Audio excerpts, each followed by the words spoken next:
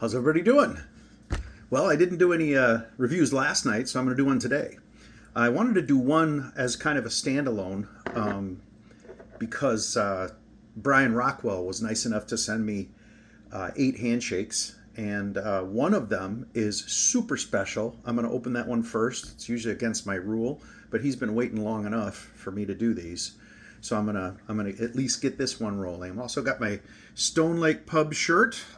This is sentimental to me because Haley's a good friend, and Memorial Day of 2025, we were out on a UTV ride, and on Friday of Memorial Day weekend, we stopped in. We got some apps. We had a couple of drinks, and we see you later.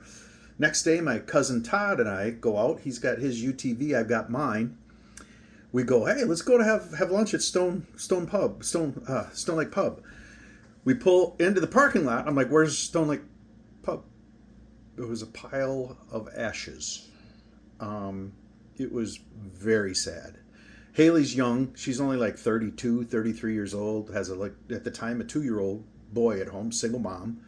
Got in the bar business, and the place burns to the ground. So a year later, which was this past Memorial Day, we had heard that it had opened up.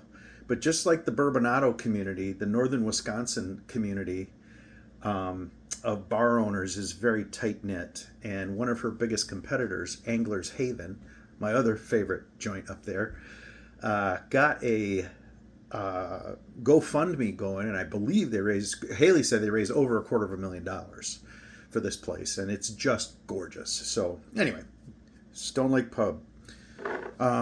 She did not pay me a dime to say that, by the way. I just went off.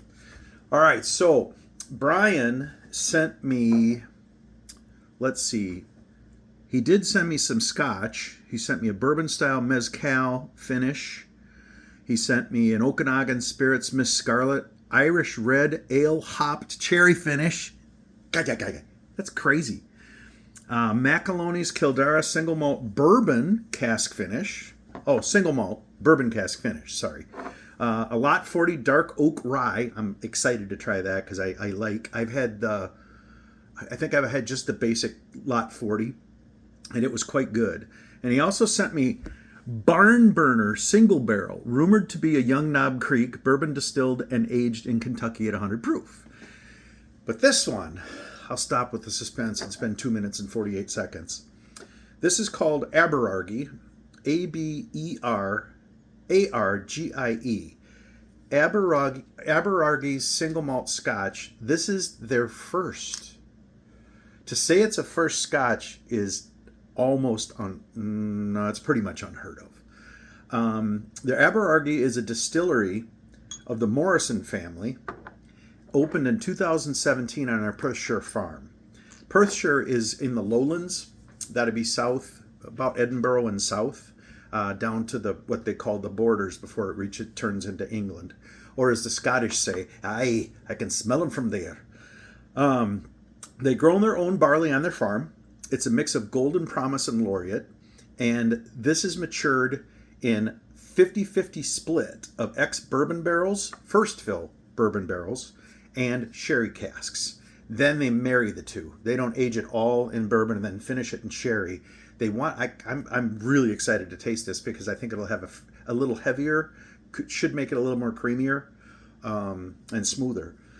Since it's a NAS offering, no age statement, it must be at least 3 years old to follow the Scotch rules. But since they only opened in 2017, it's easy to figure out that its max it could be is 7 or 8 years old. It is bottled at 48.2% ABV, 96.4 proof. And it's also, I like this, natural coloring and non-chill filtered. I don't like that Scotch, Canadian whiskey, it's okay if you're a neutral grain spirit trying to be Southern Comfort. Anyway, that purple stuff. But when it comes to a whiskey and a bourbon and a Scotch and even an American single malt, I'd really love the ones that don't resort to making it look deceiving. Anyway, it's classified as a lowland Scotch, and it's literally only a few miles south of the Highlands border, like I said. But that seems to be fine with them because I read an article that say that they want to stand out on their own and not have the connotations that come along with the classification. Highlands and Speyside and Lowlands do have distinctly different tastes. So I guess let's see why they want that. Give it a whirl. Ooh.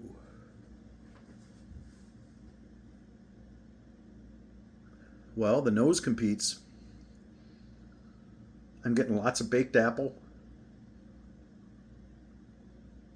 dried fruits, not juicy fruits, definitely dried. Like sultanas, prunes. I hope it doesn't make me poop.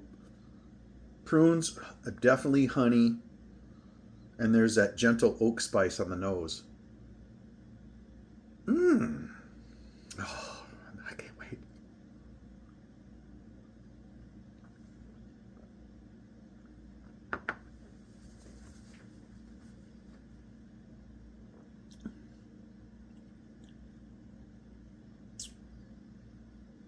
That is creamy.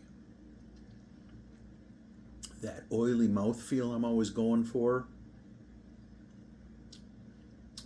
And that awful word, smooth. It's very smooth.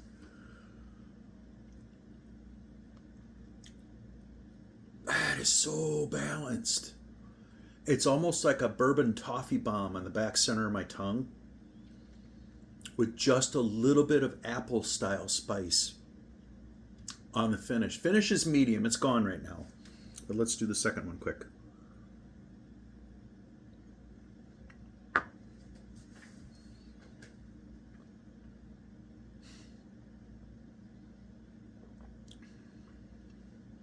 It's okay to not like Scotch. It's okay to not like bourbon.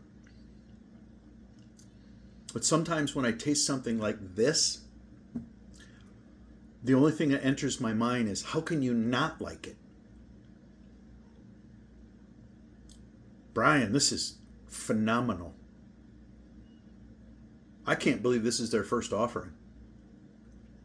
They have a really good master distiller. I hope they're all young people. So this, you know what I mean? So they could do this for years and years and years. I can't even imagine what a 15 or 18-year-old statement would taste like this. Third and last sip, I'm almost done.